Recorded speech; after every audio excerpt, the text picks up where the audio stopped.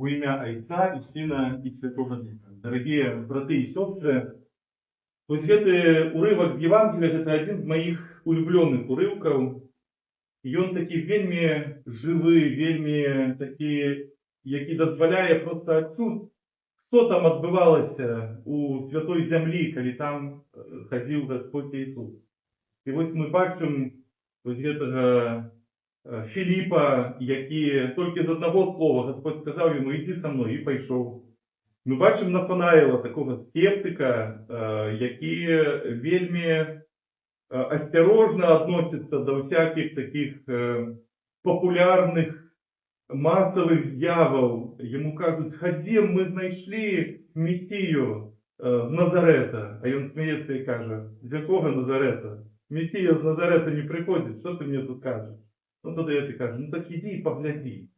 І ось сустрэча з Христом, якая описана, здаецца, і што там такого дзіўнага, калі ён каже: «Я бачу тебе пад смакоўніцаю». Мало хто може бути під смакоўніцою. І ось цікаво, що святыя айцы царкви, яны кажуть, що хутчэй за ўсё, калі Філіп быў під смакоўніцаю, ён маліўся. У яго быў нейкі досвід такого містычнага перажывання Бога. І тому, калі Господь йому каже: «Я бачу тебе під смакоўніцаю», гэта было не просто, що я бачу тебе під деревом, а я бачу, що з тобою там адбывалося, що було у душі твоїй, як ти звертався до мене, як до Бога. І тому Нафанаїл, він уражений, що Ісус з Назарета ведає, про що він говорить з Богом.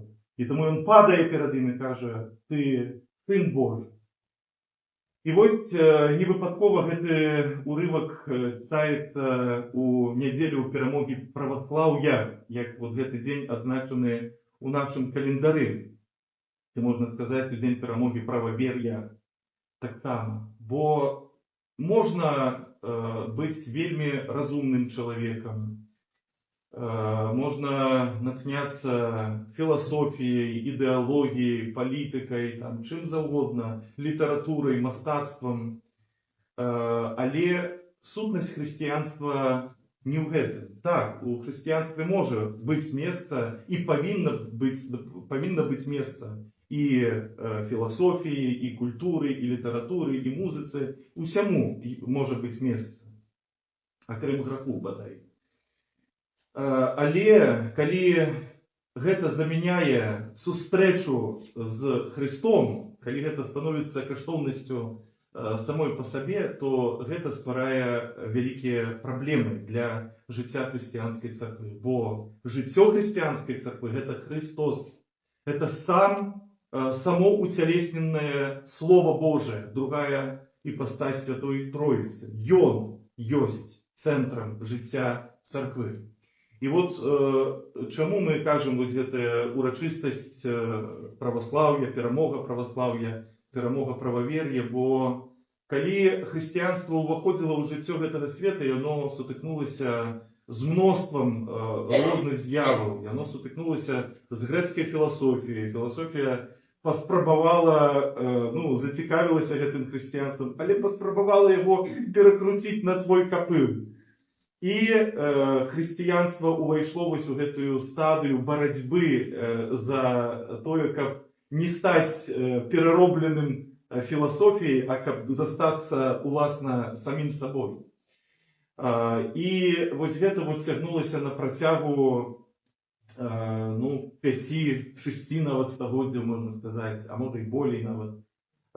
І урэшце рэшт вось гэтая адзіная непадзеленая царква, яна змагла адказаць на ўсе такія асноўныя выклікі з боку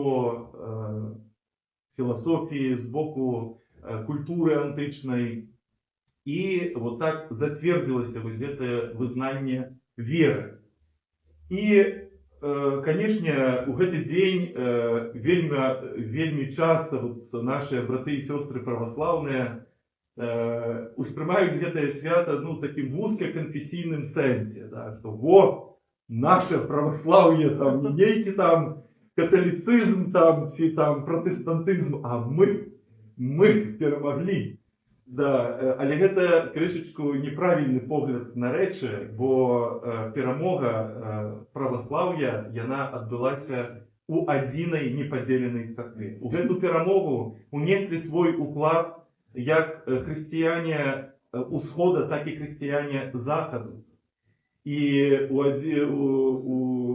у пэўныя моманты без заходняй царквы, без удзелу заходняй царквы у гэтых вот вызначэннях веры было б вельмі цяжка пераадолець вось гэтыя ўсе спакусы. І таму гэта перамога адзінай царквы. І што цікава, гэта таксама вот мы часта не ўсведамляем, што кожны праваслаўны можа сказаць, што я католік, таму што я верую у паўсюдную царкву, кафалічную царкву.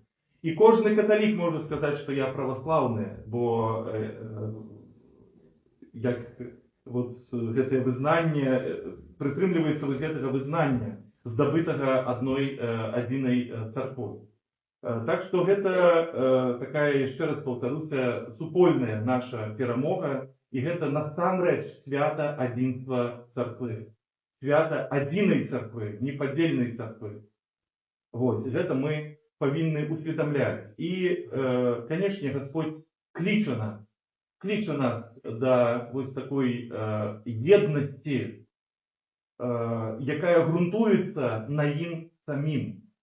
Бо Господь Ісус Христос гэта не Господь падзяленняў, бо гэта д'явол дзеляць, а Господь аб'ядноўвае сваёй любоўю. Так што вось пра гэта нам кажа сённяшняе свята, пра гэта нам кажа сённяшняе Евангелле, а пра тое, што кажа сённяшні апостол на запрычасным, раскажа нам Яўген. Амінь.